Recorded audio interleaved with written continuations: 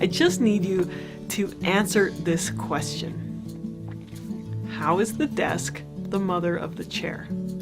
Go ahead and pause this video for 30 seconds and write down your answer in the comments section. I'm really curious to hear your different answers. How is the desk the mother of the chair?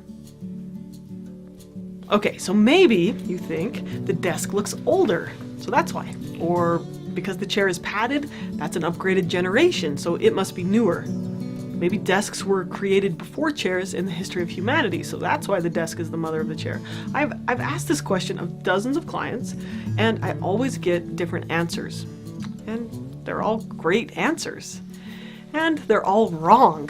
The desk is not the mother of the chair. But when I asked you that question, your mind immediately began filling in that answer. Your mind is a story creator. It automatically creates connections between things, trying to figure out how the world works. And when it doesn't know why something happens, it makes its best guess. But when it makes these guesses, it doesn't feel like a guess, it feels like the truth. And we do this over and over. These assumptions, these stories create our reality. Your unconscious interpretation of situations creates how you consistently feel and act. So stick around, because today we're talking about reframing.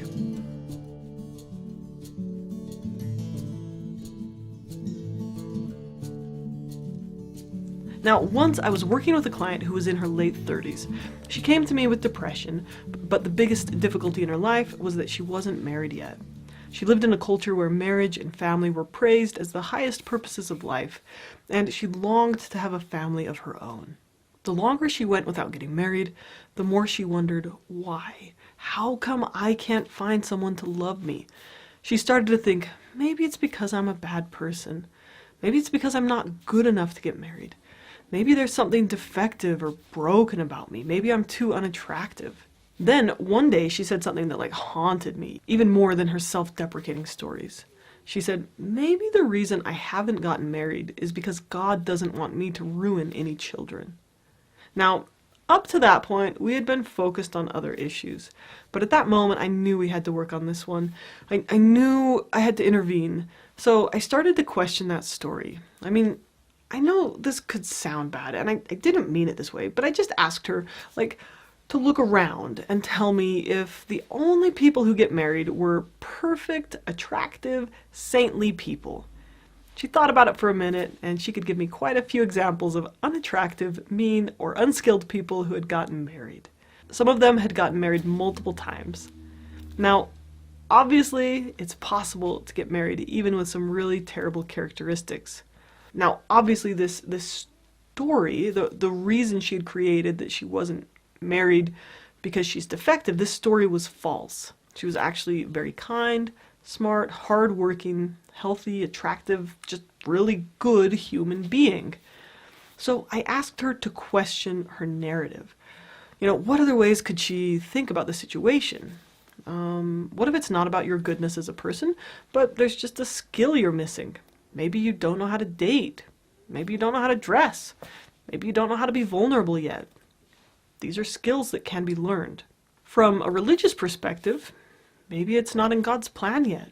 Maybe there's something else for you to learn through this process. From another perspective, maybe it's a problem of numbers.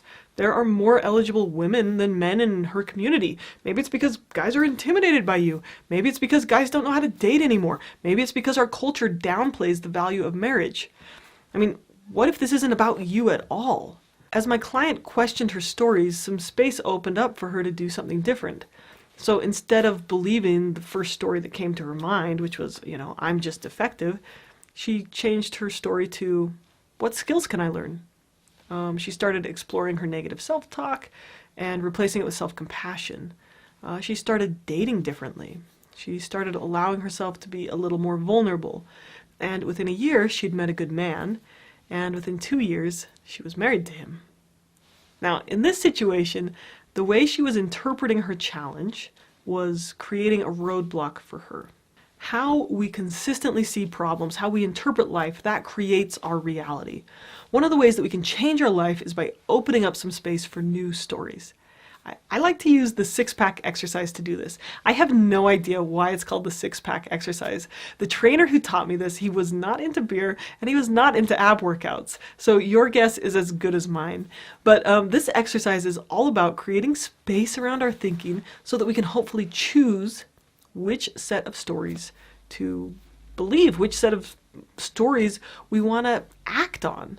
And when we do this, we can change how we feel and we can solve problems in our lives. Let's use an example of someone who's really frustrated with their roommate, right? So she keeps leaving her dishes out. It's selfish, it's dirty, and it's embarrassing when I have guests over, right? This person feels like I get so stressed out and angry about this. Okay, so that's the example we're going to use. Take a look at your interpretations. These are what I'm calling stories, right? The easiest interpretation is, she is so selfish, I'm being mistreated. Or, I'm the clean one, the good roommate, and she's the bad one. All of these thoughts leave you feeling angry. Great, how helpful is that, right? Do these stories give you the power to act? Are they truthful? Does it give you any room to resolve your emotions? The way that I'm thinking about this problem, the story I'm telling myself, she's being awful, I'm innocent, she's ruining my life, this makes me angry and it gives me no room to act. Now, just for fun, I want you to think of 6 other ways to interpret the actions of this roommate who's not doing her dishes, right? Take a look at your assumptions about why she's doing what she's doing. And just to clarify before we do this, right, these stories, these new ideas, this 6-pack of ideas, they don't have to be helpful, correct, or accurate. You just make something up, right? Here's a few examples of stories. She's doing this out of spite. She's doing it just to bug me. She knows that I don't like it. Here's another one. Maybe I'm just a terrible human being who deserves to be treated badly. Okay, now obviously, right, this is obviously an unhelpful interpretation, but what we're doing right now, we're not judging, we're just exploring alternatives, okay? Maybe she just comes from a different background and doesn't know how to wash dishes, or culturally she's used to her mom doing it and she's not aware that it's up to her. Maybe she's completely overwhelmed. She's struggling with depression, or she can't cope with life and school and a job and a boyfriend, right? Maybe she has no idea that it even bugs me. Maybe I can learn something from this, like how to communicate my expectations or how to serve someone. It literally takes me 5 seconds to put her cereal bowl in the sink. Okay, so there's my 6 stories, my 6-pack. Okay, and just to show you that there are so many more ways to interpret a situation, I'm just going to throw out 4 more, right? Maybe her dish system is just different than mine. Maybe she likes to do them at night or first thing in the morning.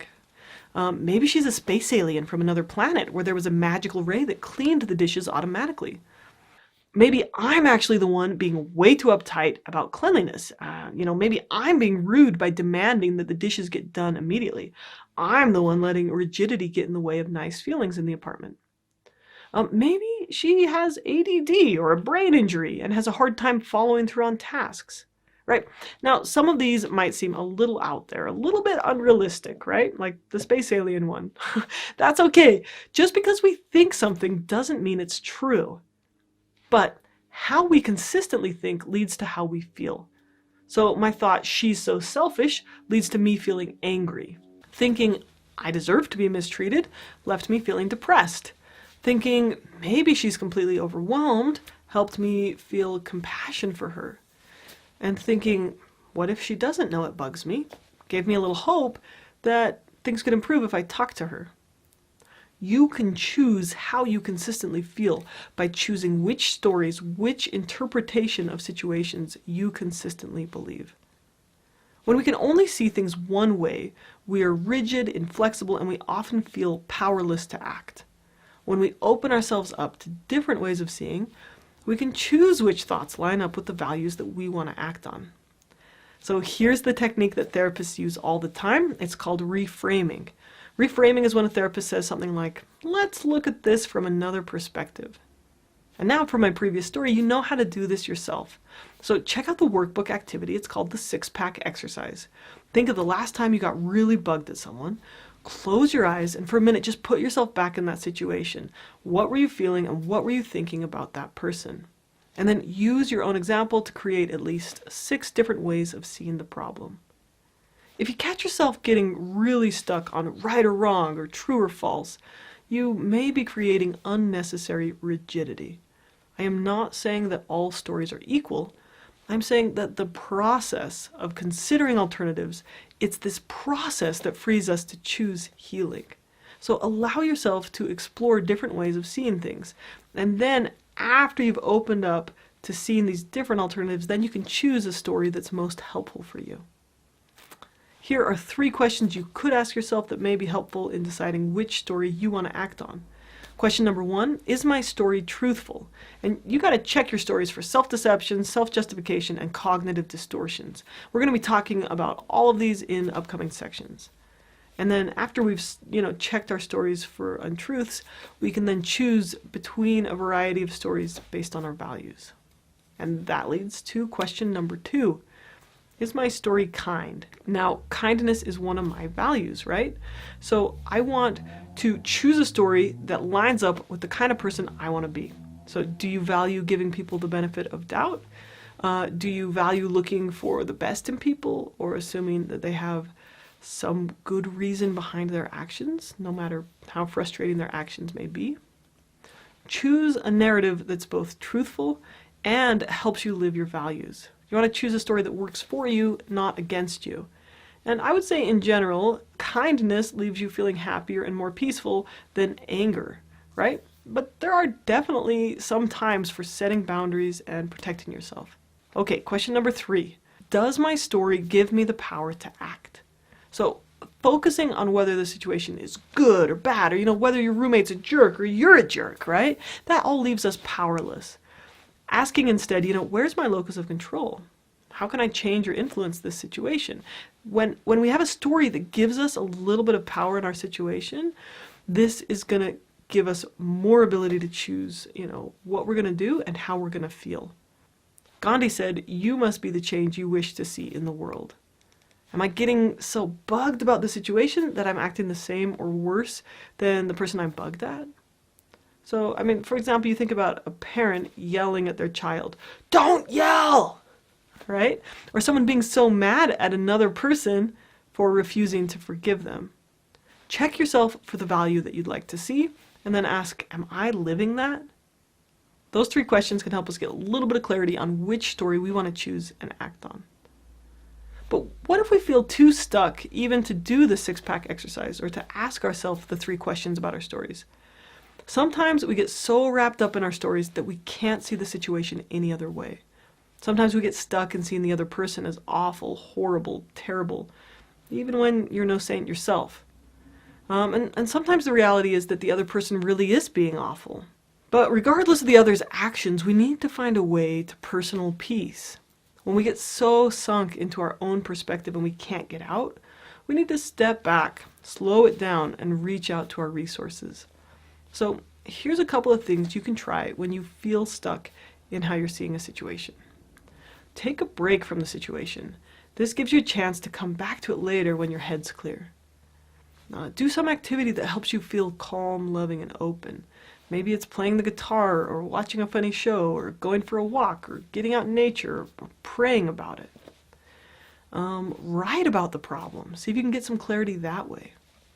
And another thing that can be helpful, but comes with a caution, is getting another person's perspective, right? It can be helpful to hear what someone else has to say about a situation, but you gotta look out for, depending on others, for justification or rationalization of your story.